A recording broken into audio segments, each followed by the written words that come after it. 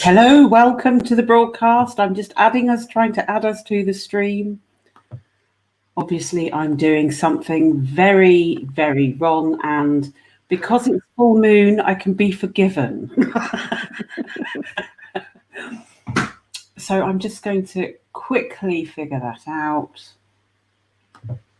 There we are. Oh, there we are. Oh. Hello. Hello, welcome to Women's Work on Expanded Understanding YouTube channel.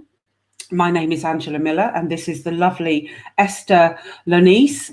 And tonight we're talking all about mind control, trauma-based mind control, and mental health, and what effects this can have on our lives. We're seeing mental health numbers increase. So we thought we'd have a little discussion about this subject because it's really important. People are being affected day by day. So welcome, Esther. Hello, Angela. How are you? I'm good. I'm very, very good, actually. It's been an absolutely beautiful day here in Somerset, the UK, and lots of stuff going on. Went for a walk up the Tor in Glastonbury, which was extremely pleasant. Quite a few people up there visiting this beautiful town, heart chakra of the universe, so say some people. But yes, I'm very good. How are you doing? I'm okay. It's full moon. Yeah, is that right? Have I got the day right? Because I, barely know what day it is apart from Mondays, and the rest is. I think it is. It is. I think it is. So it's wreaking havoc with my waters this evening. Oh, gosh. So please do excuse me. It is full moon. It is the Lion's Gate. Obviously, we're blessed on full moon in other ways as women.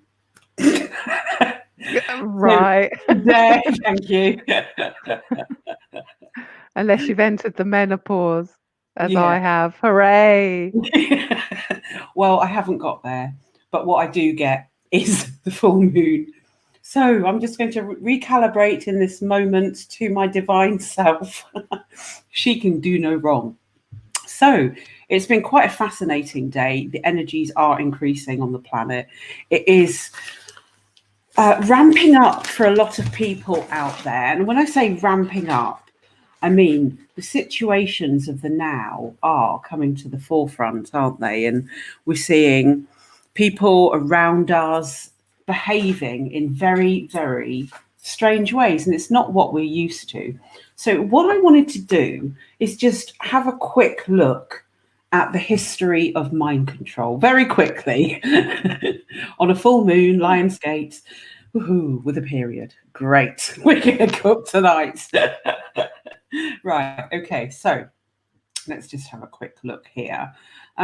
So now the Tavistock Institute formed in 1947 and is an independent, not-for-profit organisation which seeks to combine research in the social sciences with professional practices.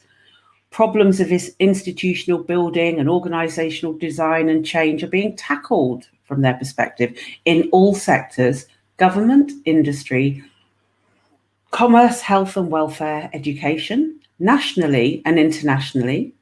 Their clients range from multinational companies to small community groups. Growth area has been the use of a developmental approach to the evaluation of new and experimental programs, particularly in health, education and community development. This has also produced training events along the regular program of group relations conferences. The Institute owns and edits the monthly journal Human Relations, which is now in its 48th year approximately, and recently launched in conjunction with Sage Publications, a new journal of evaluation.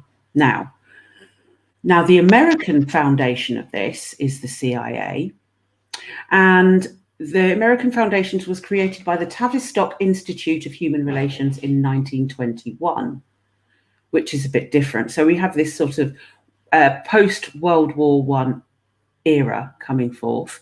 and they're beginning to be established at that time.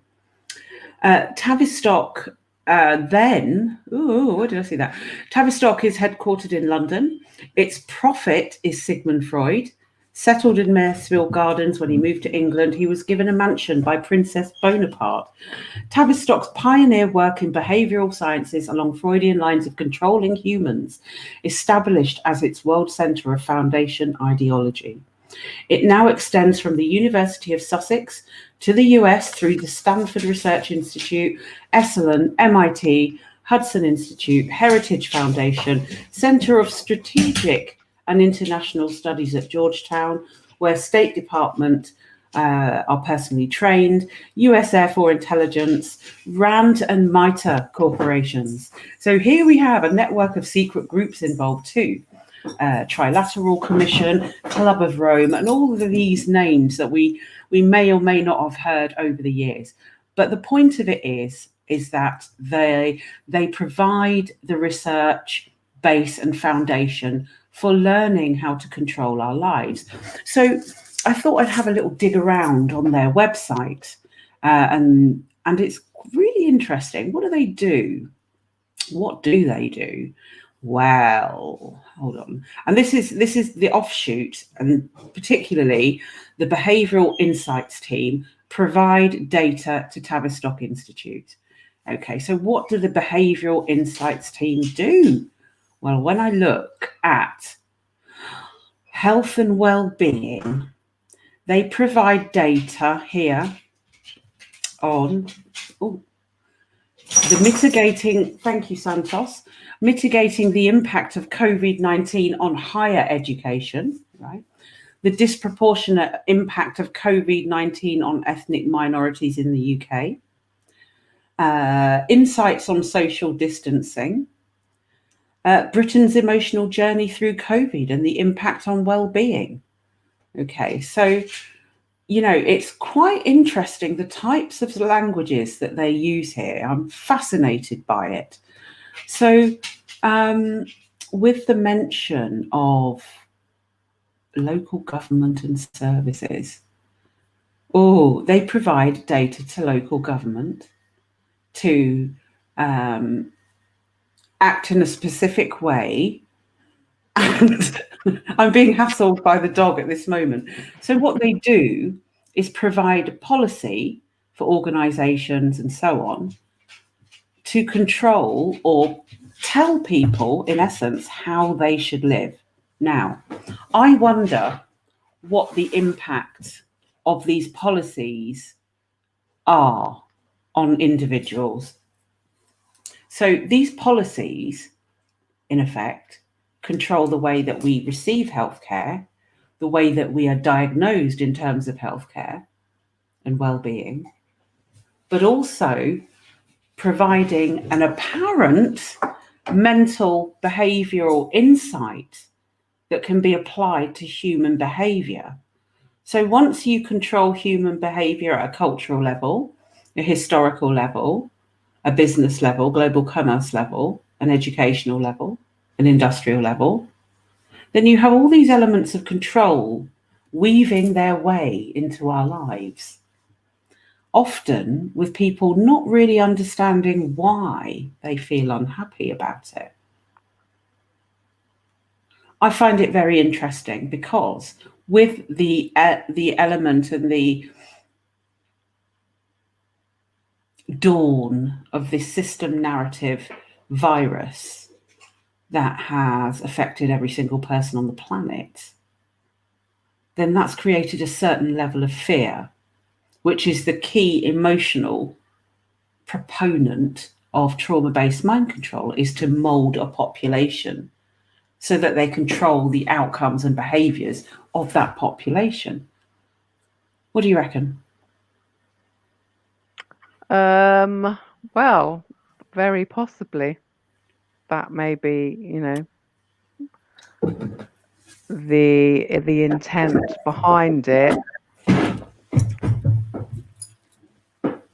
But I feel that there is a big cloud of fear over the planet anyway, and that, you know, that fear as more and more people awaken, that fear dissipates a little bit more and a little bit more. And that's the control that we have, is to, do our personal work and walk forward. And once the work never finishes, but once you've reached a certain level and you can facilitate other people's, work for other people, then to me, that's the way I can get my head around, stuff like you've just read out, because really on another level, it doesn't make that much sense to me. Mm. And, sometimes when people sort of, talk about a lot of that kind of stuff, it feels very disempowering, because it's like, well, what can I do with that? Yes. So for me, I personally, I tend to ignore a lot of it, whether it's going on or not, and I just do the bits that I can do, because that's empowering to me. Mm-hmm. And I feel like I can then have a positive effect on the world. So how, let's look at the chief proponents of propaganda: TV, newspaper, internet, Facebook, whatever, social media. Mm-hmm. The things that people tell you, imprinting a version of reality. Yes, I've spoken of a version of reality, but it's one that we've all had to sort of face and work our way through in some way, shape, or form. But but there are some that are really struggling. Do you think that our younger people are struggling with this, like our children and teens? With specifically this virus, or? Yeah, let's look at that as an example of trauma-based mind control. Well, I think it varies. I really do think, some of them won't be struggling at all. It's always that thing on a spectrum, and others would be struggling greatly. And then there's sort of all that bits in the middle. From personal experience, it can have to do with not being able to see their friends. That can be one of the biggest traumas, depending what's going on in the home. Mm-hmm. So for a teenager, it's going to be trickier than it is for a fully grown adult. Would you say? Possibly. It sort of depends on the teenager, really. Well, my experience having a teenager in my home, it hasn't been traumatic for them. But then, they've got me. They've grown up with me giving my version of events. So, I've just basically been quite laid back about the whole thing and easygoing. And obviously that translates. But if you've got teens or children living in a home where people are very fearful, or maybe they they've got so-called high risk relatives, that will definitely have an effect, of course. And it kind of, to my mind, squeezes people, and it can pressurize them so much with everything else, all the other societal pressures that they're under. The whole system that that we've been forced to live under is kind of just creates mental health problems anyway. But I do feel it's about where you focus on. I feel like that's important. Yeah. So, excuse me, I've got a creaky chair. Willow is saying that she thinks, Willow, I think, is 21, Mm-hmm. And she thinks that there is a problem many younger people are dealing with. Mm. Willow, if you'd like to elaborate on that, if you can give us a specific example, that would be great. Because, we really need to sort of bring up ways of how we can deal with situations that appear to be out of our control. Mm. What would you say about that, Esther, in terms of assessing a problem that's out of your control, that feels bigger than what it is? Or I know it's all very subjective because it feels like that to the individual and it might look like that to somebody else. So how can we internally recognize when there's an issue? How can we diagnose that within ourselves, or make that decision, or even realize or become aware of it if there is a problem? Well, I mean, really simply, that things don't feel right. Or you might feel kind of unhappy or discontent. I think that's the first pointer. That's, your feelings that we've been kind of trained not to believe. At least I was, as I grew up. It's all about logic. It's all about that sort of classically male dominated sort of way of looking at things. So can you elaborate on that? On the Male-dominated way of looking at things that often we can... Well, yeah, I mean, it's all about, being told, if, like, my experience growing up was that if I had a feeling and I expressed that, and it wasn't one that was welcome in my family or in my school, I was basically told to sort of shut up and get on with whatever it was that I was supposed to be doing. So not being able to be heard, not being seen, and also being told that how I felt didn't really mean anything, had quite a sort of impact on me, because then what do I do with these feelings that I've got? So for me, that's the first pointer of when, something's not quite right, and you might not know what that is, but those feelings are important. It's like, something's not quite right. Let's follow that thread. Let's follow it to wherever that might lead. And usually, to me, but as a counsellor and a shamanic healer, it leads to something within you that isn't right. Now that may very well be reflected in the outside world, but I can't do anything about the outside world. That's how I've come to see it. But I do have power about myself, so getting to know yourself. One of the oldest spiritual sayings is know thyself. It is true. I mean, I myself experienced mental health issues in my 20s, and I didn't even realize as well that we're going to go on to what Willow's answer in the chat is that I had no idea that, I'm going to be very honest about this, that when a car came towards me and the headlights were flashed upon me, I was not supposed to melt down. It was normal.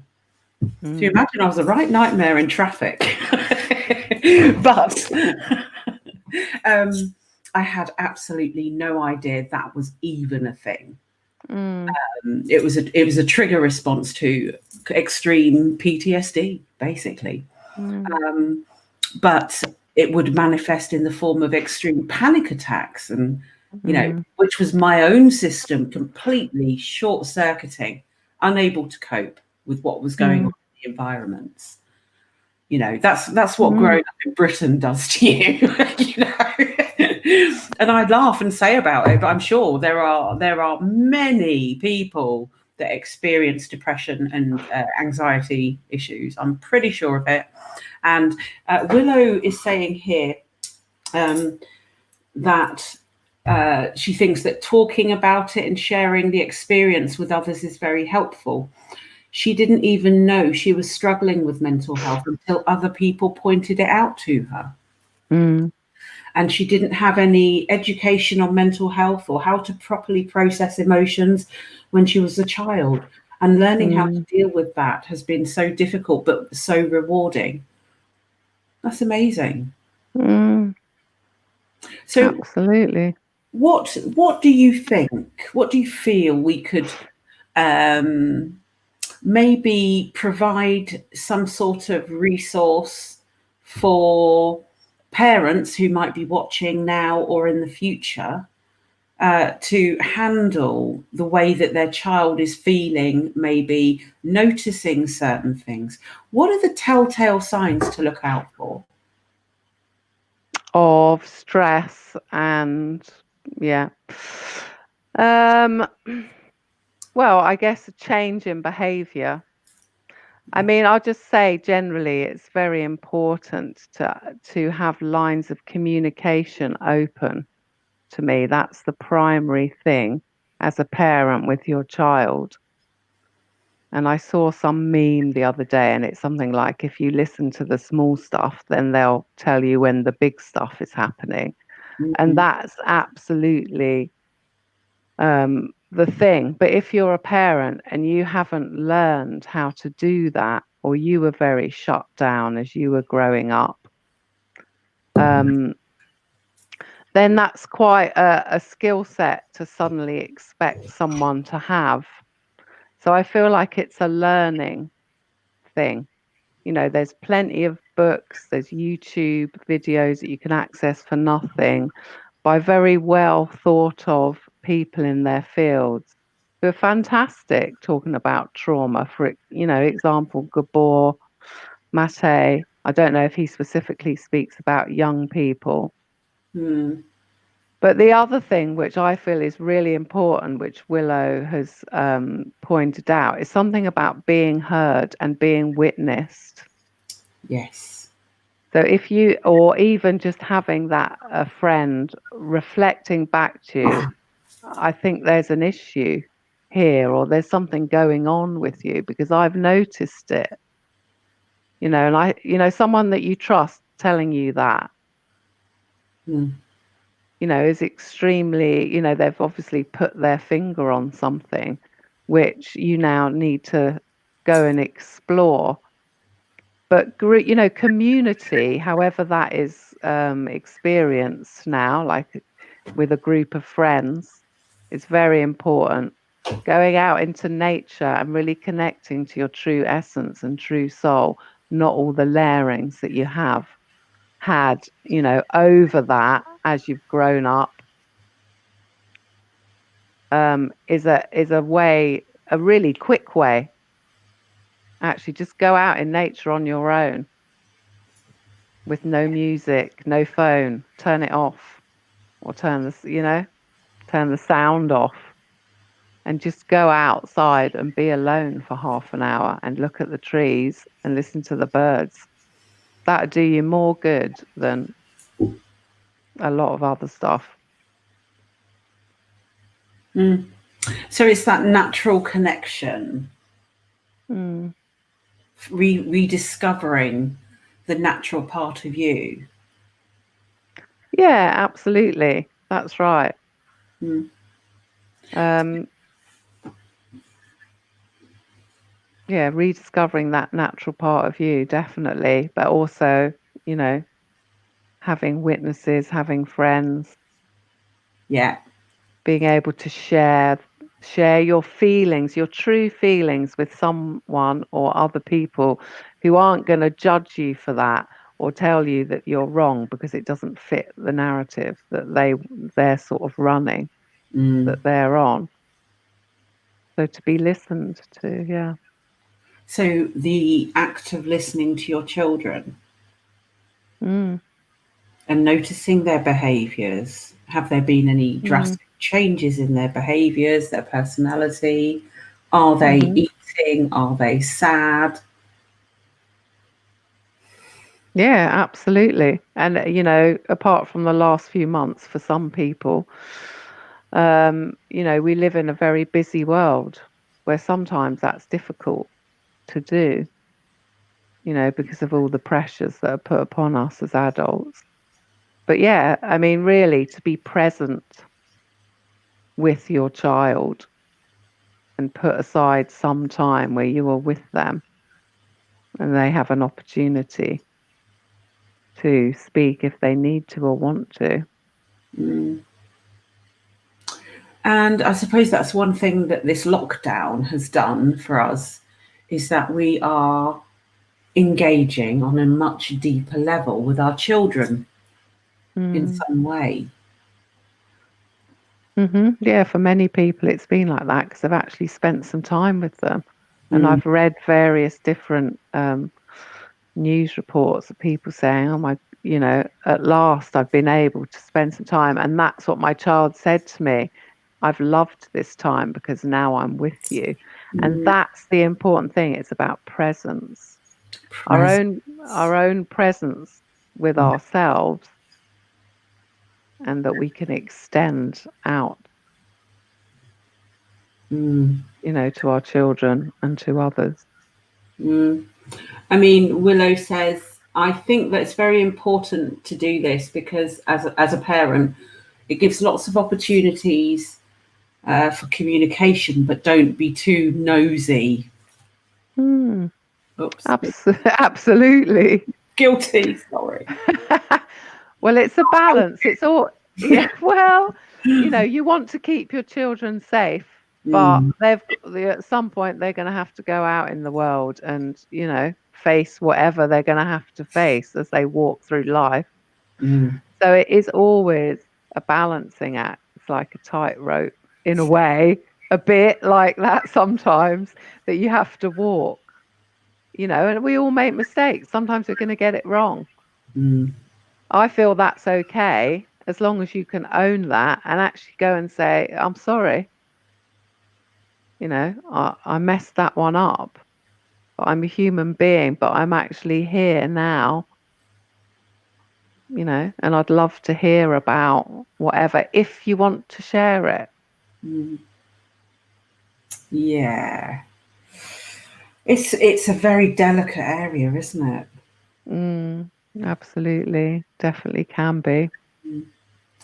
Willow says that also providing your child with another adult to talk to, a safe adult to talk to, or other resources so that they can gain perspectives from other people other than their parents.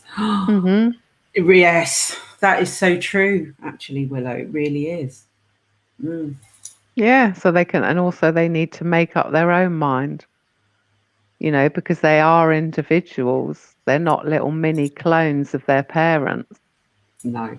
And do you know what I'm really finding at this age is the beginning of the emergence of self-individuation from family, from business world of life, and the government, education, and the existence around that. And you go through this process, and because you start to have all these feelings. What is my position in relation to this? How do I feel about this? And the combination of hormones and thought processes and previous issues all come up to the surface. Hi, Maya Rose. How are you there in the chat room? So yeah, all of these things really do have an impact. And so from, can you tell me a bit more about your counselling career? About, you do private one-to-ones with people, don't you? But you also teach workshops and you teach other counsellors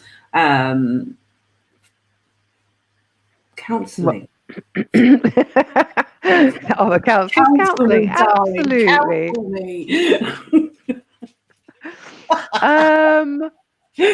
Well, maybe I'll start with that bit and work backwards from what you've asked me. But well, yeah, I teach people who are wanting to become counsellors.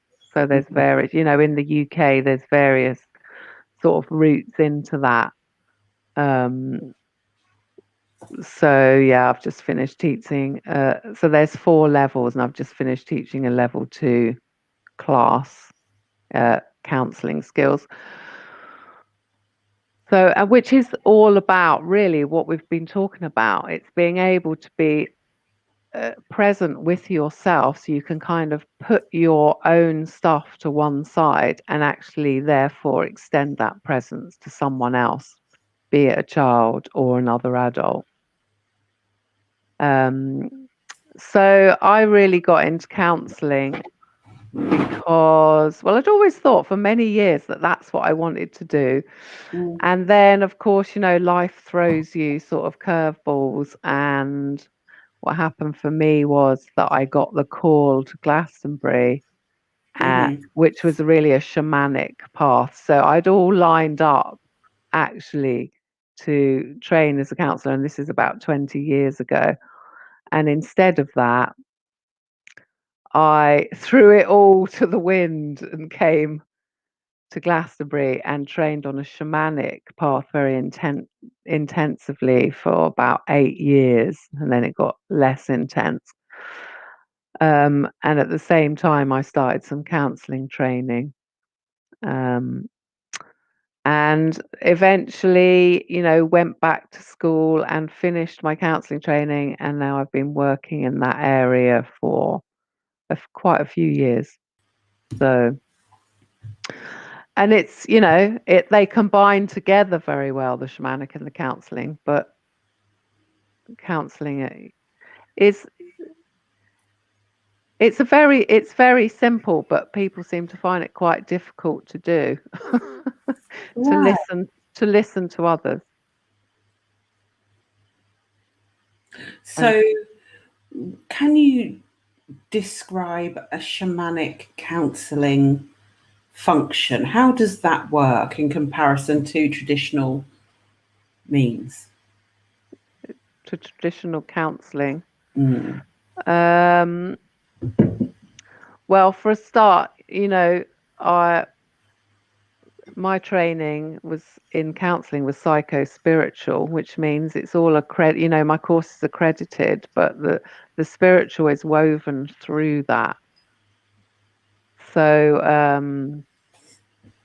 shamanic counselling, if you combine the two, is very much about facilitating, obviously listening to the person and what they're bringing and really being with them in that, but then facilitating them to journey into other realms and make tweaks for themselves, to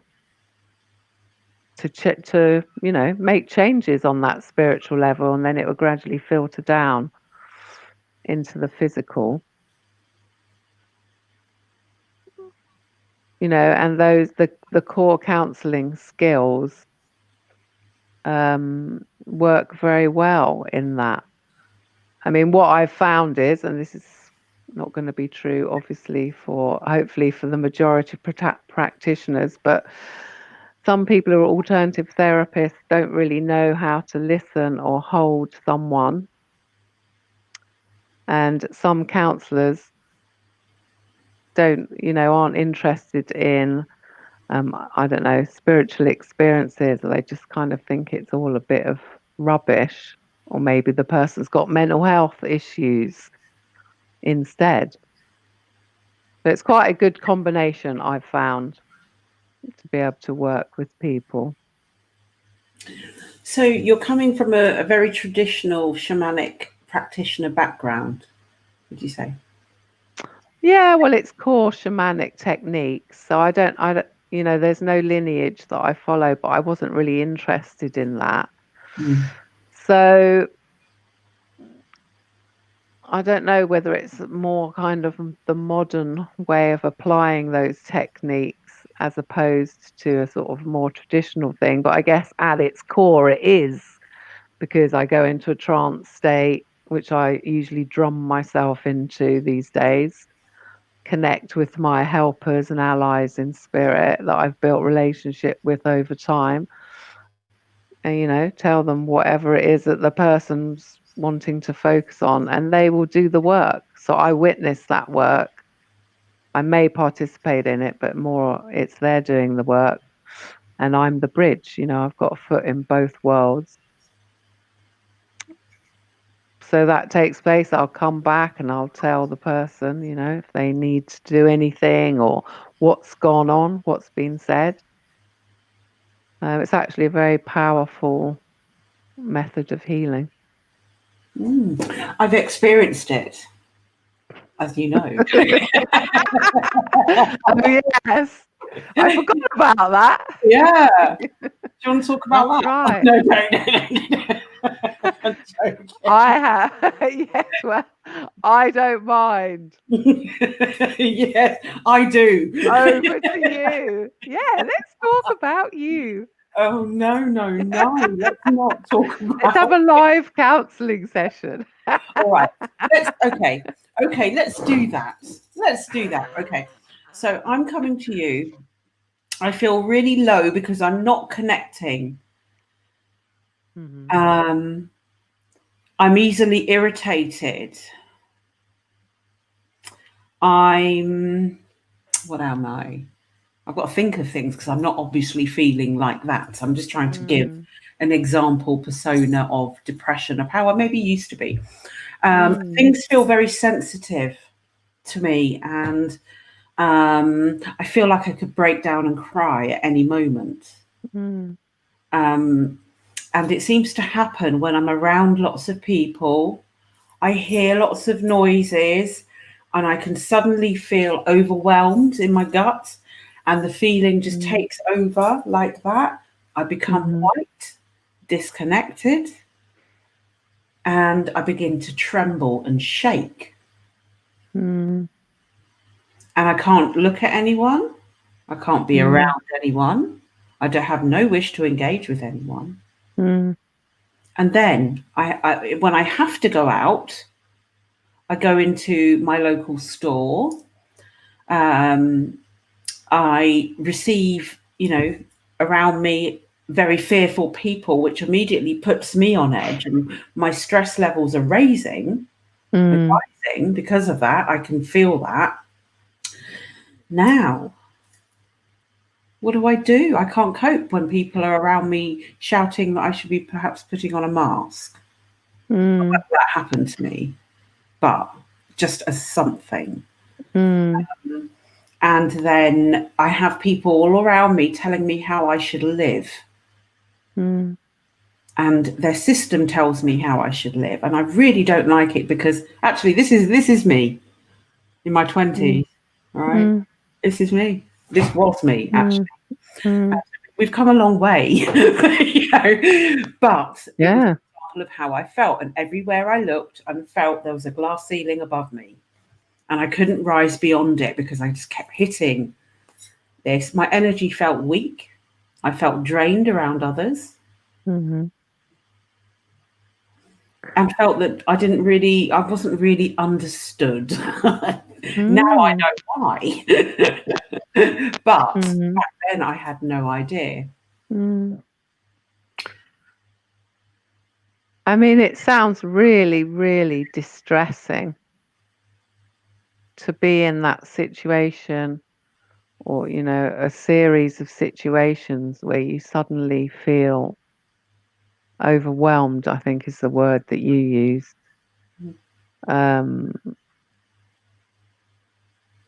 Yeah, I mean, that's just sounds really difficult in itself. It was. Yeah.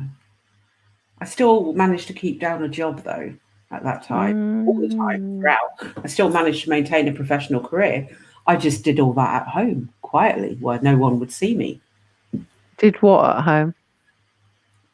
Just the dealing and understanding what I was dealing with, because I actually didn't know. I didn't know I would have these really intense reactions to people, places, environment, etc. I thought I was weird. There was something wrong with me because I wasn't like everybody else. And so you said you tried to deal with it, or you dealt with it at home, away when you kind of behind closed doors or whatever. So I'm just wondering what that was for you. What happened? I was smoking an awful lot. Mm-hmm. I was probably drinking at the time as well. And then I discovered clubbing, Mm-hmm. and things changed. It was a different environment. People were happier, more expressive of their souls. Mm-hmm. So So, what? Yeah, sorry, go on. no, I was just thinking this is quite common for young Mm, people into their mm, 20s because mm, they don't know why things that and then they begin to accept things as the way that they were or mm, appeared to be in reality around them when it really wasn't the case. mm. So I guess I'm wondering what you got from clubbing, apart from people being happier. Movement, happy, Mm-hmm. and a core spiritual connection that I'd never experienced before. Right. So, With and that, sound, light. So it was a kind of therapy exercise. yeah, absolutely. But I think what I was kind of waiting for you to say was that word connection, Yeah. because what you described before in some way was this massive disconnection, Yes. to yourself and also to the society around you. What is this? And the panic attacks, to me, it seems like, were your kind of suppressed feelings, and possibly, trauma just stuck in your body somehow, saying, listen to us, listen to us, listen, something's really badly wrong here, listen.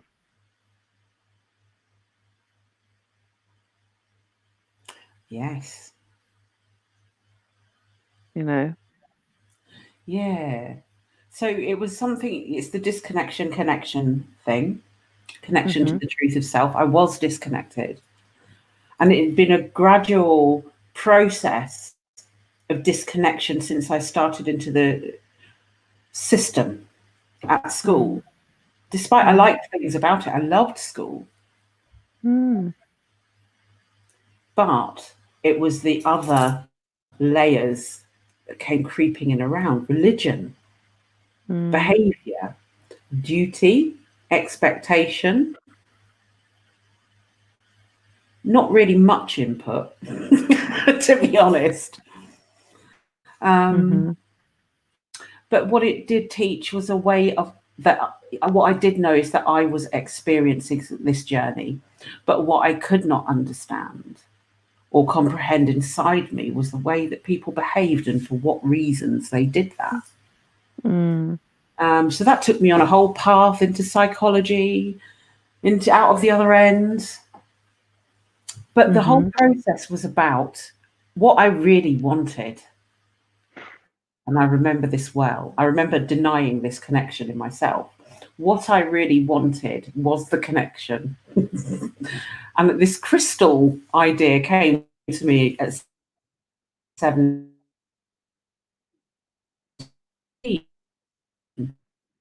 Uh, it was a whole conversation there. And I denied it. I denied it access because I didn't want to do that because it would be seen to be a bit weird, not knowing that I was Mm-hmm. actually really on the path. But after all Mm-hmm. that, I found my way to me when I was left with no other choice, Mm. other than to deal with it. And they, it was like, right, you're going to stop moving now. You are unable to walk. So by the age of 28, I wasn't able to walk. And I can remember in High Street, Kensington, thinking, if I can't walk, I'm pretty much in trouble. I was going to swear, but I chose not to. Mm-hmm. So I had to go internally to address all the toxicity in my body. Mm-hmm. And that include toxic thoughts, why I felt the way I did. And it was, as you said, it was following that line, that string. Is that what you said about the string? Follow the line? Yeah, follow the String. thread. thread, not one or the other, the thread of things. So I really get your approach. Mm. So Yeah. these are the experiences that we take as being normal, is what I'm trying to say. Mm. You know, Yeah, absolutely. know they're feeling it. They just think that there's something wrong with them. They don't Mm. work properly. And so Mm. there's a feeling of low self-worth that will come into that. So these compacted emotional feelings as a result of this disconnection with self is really quite phenomenal. Mm. And I think it's really under-addressed. Mm. Well, yeah, I mean, we sort of grow up surrounded by traumatized or set, on that spectrum people, and we become traumatized to some extent or another. And it's like, well, so there the disconnection happens through that. And like you said, certain things are normalized, and actually they're it's completely crazy, but this is just what happens. So actually people's what happened to you, or people's responses with anxiety, or like what is this sort of thing, or depression, which Mm. tend to go together often, are actually very normal responses, actually very logical responses to the craziness that they've had to endure growing up, whether that's from society, school, or all the contradictions and hypocrisies that they've been exposed to. Mm. So in these times of great change for us, Yes. how do we navigate through it? How does humanity begin to assess themselves in these environments where life has changed for forever? Uh, Big question. very big Is question. expanded understanding? Go there. There's 7.6 billion people on this planet. Yeah. There's probably 7.6 billion ways to do that. But, having said that, there are generalities. I really feel like it's about getting in touch with themselves, and doing stuff that makes most sense to them at the moment. Mm. If you're in crisis, seek help. Where would someone Honestly, go it's for help? well, I mean, in the What UK, sort there's of help? well, some people might feel suicidal, and if that's, there's the Samaritans free 24-hour phone line, for example. There's various mental health charities that people could reach out to, such as Mind. In fact, their website is really comprehensive and really good. Mm. Obviously, there are counsellors such as myself who work in private practice, um, but there are also some low cost counselling agencies, or, like I've said, go out into nature, or there are many books, many YouTube videos.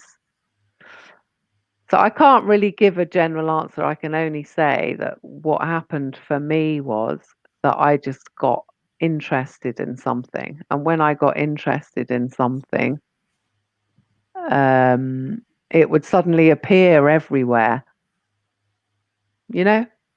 And so then I would learn about that thing, Mm. whatever it was, or I'd learn. I remember reading Conversations with God books, when they first came out, whenever it was 20 plus years ago. And for a while, I was really into it, and it taught me something. And then I moved on to the next thing. or I got very interested in healing work. So I went and explored that. And, so it's, to me, I don't know whether there's something that I could say that it's like, yeah, this is really what you should do and it's going to solve stuff for you. Mm-hmm. But, if you don't know what your feelings are, you need to try and get in touch with them. That's the first thing. And, there are ways that you can do that. But I do feel like isolation is probably the biggest killer and the biggest problem, especially in the Western world at the moment. And like your caller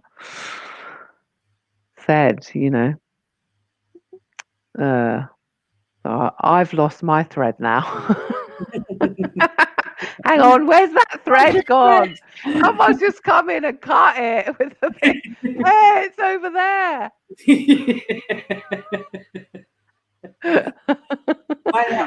I blame the full moon. I'm going to go back around to how you started. Yeah, do that. Blake, look, the moon is up apparently somewhere over there. Yeah, so wow. It's such a big subject. It really, really is. And all down to the life experiences that we've inherited, which are all about, you see, when we experience disconnection as well, not just in the intragenerational sense or the environmental situational sense, but there is an overall collective sense as well, isn't there? A collective sense of? Emotional overload, overwhelm, and disconnection. Well, yeah. I mean, things have got to a kind of point where something's got to give, something's got to change. And I feel, my sort of take on it, there's a lot of light being pumped onto the planet, and there has been for the past few years, but it's ramping up, and it's like a muddy pool that's being filled with very clear water. So you're suddenly starting to be able to see everything, and you're being invited. The invitation, which might feel like you're being forced to sometimes, but really it's an invitation, is to look at yourself and look at your unresolved stuff and your disconnections. And that can feel overwhelming, isolating, lonely making, depressing, and all the rest of it. Definitely, it certainly can. But I would say to anyone listening that there are people out there who do get it, and actually there's a lot of them. There really are. If they might be environmental activists, they've got no interest in spirituality, but they love Earth and they love the planet and they love animals. Fine. To me, I don't care if someone's spiritual or not, as long as they've got a passion for something and they're trying to do good in the world. That is spiritual to me. I have no agenda to try and, persuade them to my way of thinking. So yeah, we're being it's a unprecedented time, and to me, the world has to, come on, we can do this thing. We are absolutely all the same. We are like one race, the human race. And, turn to your neighbor and extend your hand, because that's what we've got. That's who we are. We're in that way, we're all like 7.6 billion individuals, but we're all the same in essence. And, now's your chance, now's your opportunity. We can, we've got this. We're walking forward into ascension. So let's make a different world. I don't think many people are happy with the world that's in existence. I certainly am not. Obviously there's parts of it which are amazing. But so it's, I'll just go back to what I said before. I've got control and power over myself. That's it. And I think there's a Rumi quote that says something like, once I was clever and I thought I'd change the world. Now I'm wise and I'm changing myself. And to me, that change and those changes that you make, however tiny or minuscule they might be, ripple outwards and touch other people. We're just not often aware of that, but they do. Yeah, it's a fascinating subject. It really is. I mean, as day by day and the energies change, the solar energies change, it's going to push all this stuff to the surface, isn't it? Absolutely. And this is what we've been waiting for. Well, yeah, in this cycle, this is what we've been waiting for. Come on, let's do it. We can do it. Do you think that we had an expectation as a collective about it being something quite different? Like, 1 minute I'm laying in bed, next minute, bing! Oh, awake! Hello, Earth! How are you? How are you? I love you. Oh. Well, maybe some people did. I'm not quite sure that's how it works on this plane. No. It seems to be kind of, step by step, and there are no quick fixes, and you just have to, walk along and do your work. That's how I see it anyway. Yeah. Oh my goodness. Wow. So I'm just going to put your details up here. Would you like to say anything else about your practice, your opening hours, what types of things you can help with, my dear? I basically specialise in emotional health. So, I mean, I have seen people with some very, physical things. So I would never rule it out, but that's my specialism is mental health, emotional health. So I work with anything and everything to do with that. And that's shamanic as well as counselling. And I also have a lot of experience with bereavement, but also preparing for death, your own or someone else's. So you're like a soul midwife, is that right? Kind of. I think soul midwives tend to be people who sit with people as they actually pass into spirit.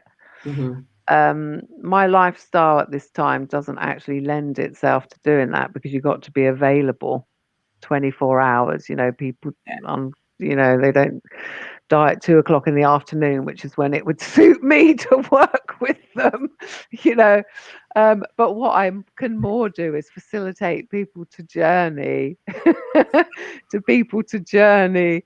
and actually go to the place. Say if you've got a terminal diagnosis and you want to kind of tidy up loose ends, or you're in complete, crisis because of that, let's work with that. Life and death go hand in hand. They do.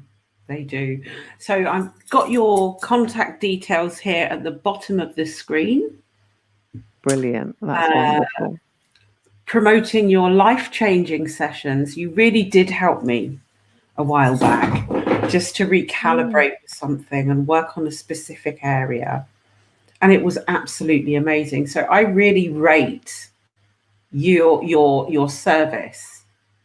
I really do. And I don't just say that about anybody. Believe me, I know good practitioners, good therapists, very, and I'll say when they're good.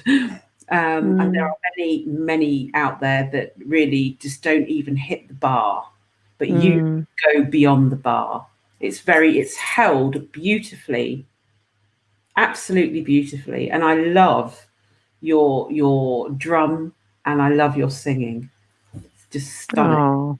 And the way that you supported me through that process, because I'm no stranger to those realms, but I felt I felt like you were my guide through it. And do you know what? It was really nice to be in that situation and not on my own for once.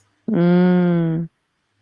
Yeah. Oh, that's right. Thank you. Thank you. Honestly, I just felt my heart open when you said that. And Mm, I feel blessed that I can do that do that for you and do that for others. And for me, it really is about walking alongside someone else. I've been there. I'm going to be there again. I mean, in whatever kind of next challenge that life throws at me. And,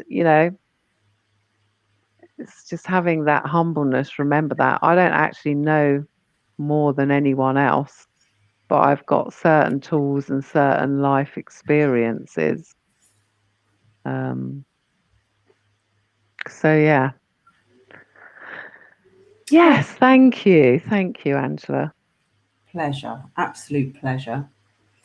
So I'm just feeling out the mood around in the ethers, and I'm feeling just for a split second there, because I sort of do this on and off throughout shows. Is that I'll work with that.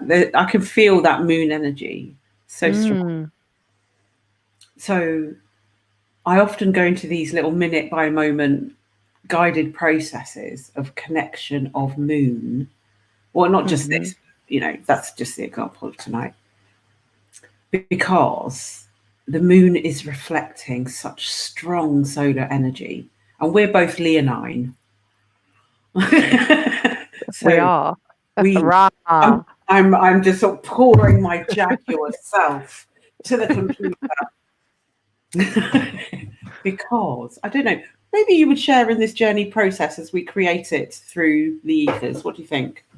Yeah, sure. Okay, so I'd like to invite all who are listening, past, present, and future, to connect to their hearts, connect to the gut, connect to the root, center of the earth, center of the dreaming planetary mind. And just take a deep breath in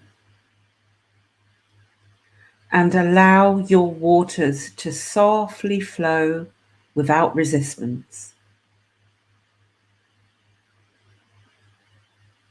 Allow your blood to soften, your emotions to soften as you focus on your inner light. And as you focus there, it grows stronger and it becomes wider and more expansive as you move the energy up into the head, just providing yourself with a moment of relief from all stories that keep you off track, yours or other people's. And just inviting you to connect to the light of the moon.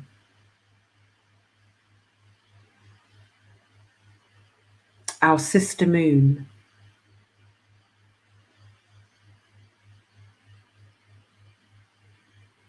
And uploading our experiences of light to the moon that connects to the sun.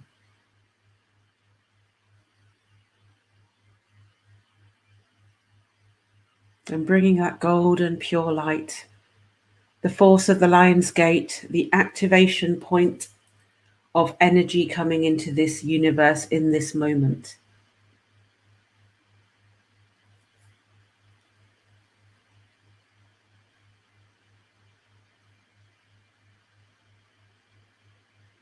Allow your fears to burn away in this true light.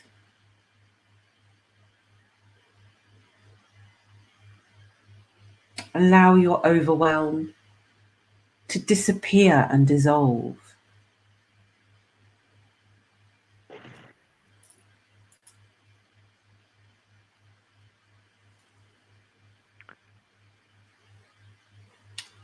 Esther, would you continue? And allow your true self, your true essence,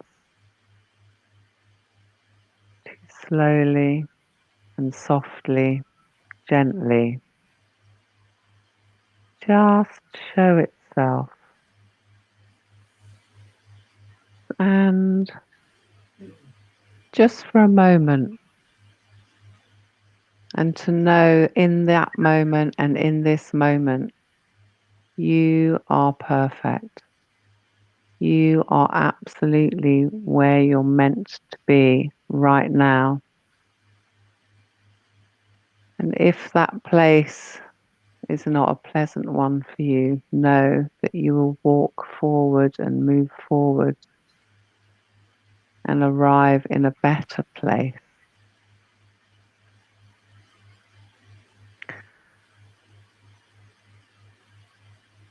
And if you just see, maybe just imagine that you're in a bit of a fog at the moment. You're in a foggy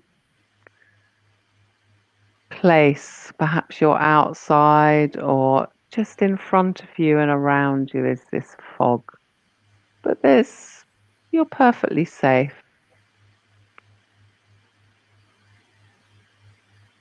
And just in front of you, walking towards you, you see a light coming. And you see this being coming towards you.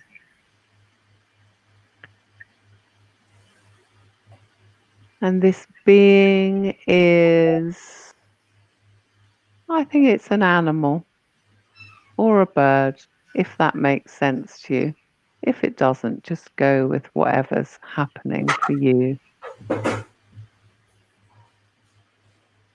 And as this animal becomes clearer and comes closer to you, you realize that it's an old friend that you haven't seen for many, many years.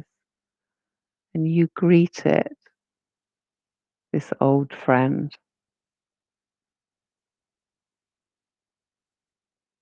It's like you're having a massive reunion.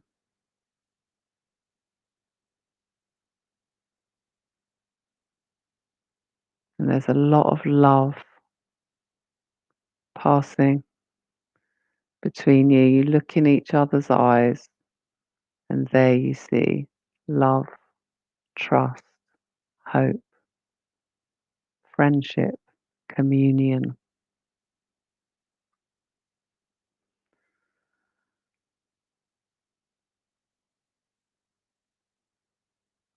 And this being hands you something. It's just a token. And you take it. This is for you. This is from their heart to yours.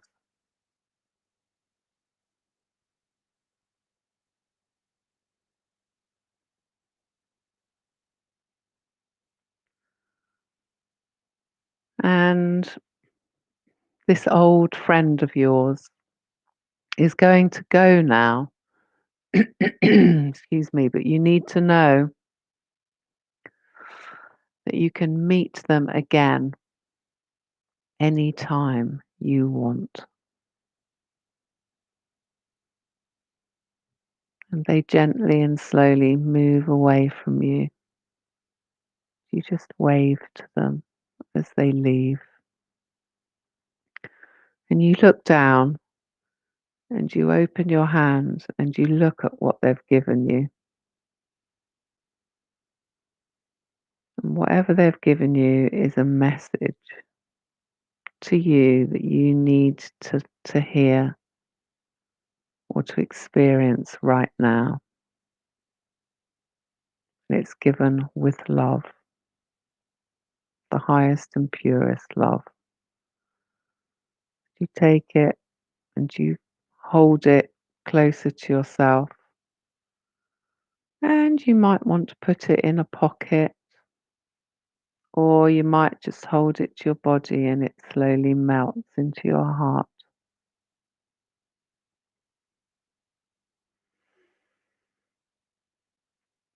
And now, just slowly and gently, Feel your feet on the floor and just focus on your breath, coming in and going out, coming in and going out. There's nothing you need to do. And slowly and gently, when you're ready, just open your eyes and come back into the room. And you have been given a gift from an old, loving friend. Happy full moon. Blessings. That was beautiful. Thank you. So lovely people out there.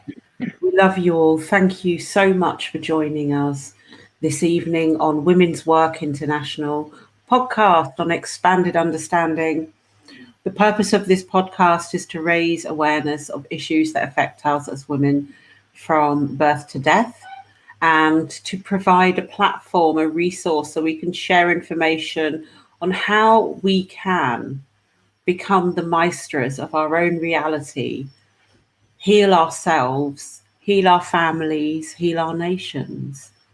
And we have a specific program for this, as you know, and we are raising funds to support the first flagship project in Mexico, in Malinalco. So do keep tuning back. We're very grateful for your presence, for your input. And I'm putting together a protocol for the purposes of stopping rape. It's the Stop Rape Protocol. And I'd be so happy to hear from anybody that wanted to contribute to that document, which is going to be used and promoted in schools and other areas where early intervention is required. And this requires our communities to do that. So if you would like to do that, please do get in contact with me at the Facebook page, Women's Work, and you will find all the information there to contact me and get in contact and make a connection, and perhaps you can contribute in some way, shape or form. That would be wonderful to that document. And it's going to be a breathing document and ever evolving as time goes forward. So I'd like to say thank you very much for that. Do check back every Monday, 9 p.m. GMT, 1 p.m. PST, 4 p.m. EST. And we'll for every Monday for this very purpose of holding space for discussion, for amazing people to come on and talk about how their work affects the things that we do and what we can do to help ourselves, because we need it. So thank you, Esther, for joining us, myself. And next week we're going to have a different outlook. I'm not going to say what I think it's going to be, because it's a secret at this point.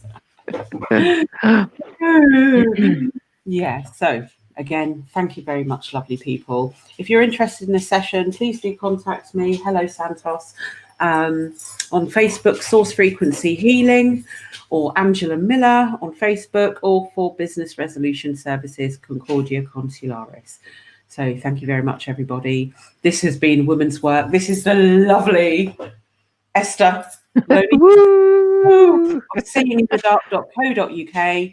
And please do get in contact for emotional help, support and guidance. So I'm going to end this lovely broadcast. Thank you very much and good night. Full moon blessings, Lionsgate blessings, and harness the energy. And hello, Rossio. I wish you better, lovely. Okay, good night. Thanks, Esther. Good night. You're welcome. Good night.